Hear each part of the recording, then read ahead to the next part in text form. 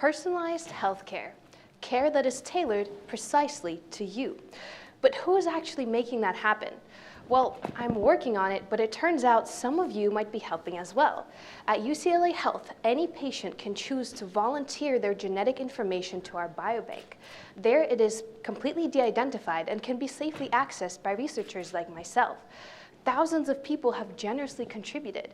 If you are one of those people, today I have the privilege of sharing with you how your contribution allows me to give back to our community. I use genetic data from the biobank to study cancer genetics.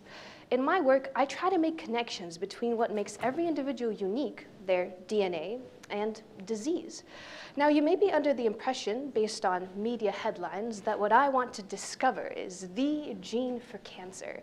But cancer is just too complex to have such a simple cause.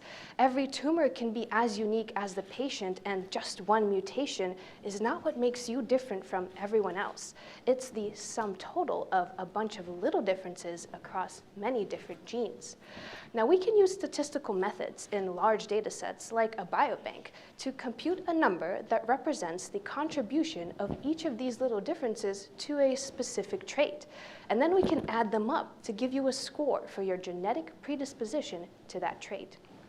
That is exactly what I did for prostate cancer. This graph shows the distribution of these scores in 40,000 patients from the UCLA Biobank.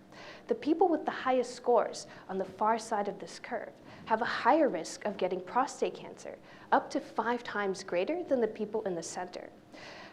In another study, I looked at more detailed clinical data and found that the higher scores may also sometimes be related to a higher risk of a more aggressive form of prostate cancer.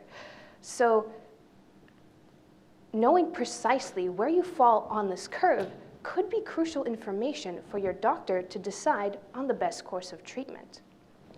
Now, for a score like this to actually get implemented in clinical practice, it needs to be really simple to calculate. So I designed a genetic test that needs just a simple blood draw to capture the specific genetic sequences required to compute this score, so a doctor could get this information quickly and cheaply. So what happens next? Well, first, I need to replicate my results. But the goal is to get tests like these to the clinic, where we could improve the treatment decisions for the hundreds of thousands of people who get diagnosed with prostate cancer every year. And when community members, like yourselves, collaborate with responsible researchers, we become the team that can make the dream of personalized health a reality. Thank you.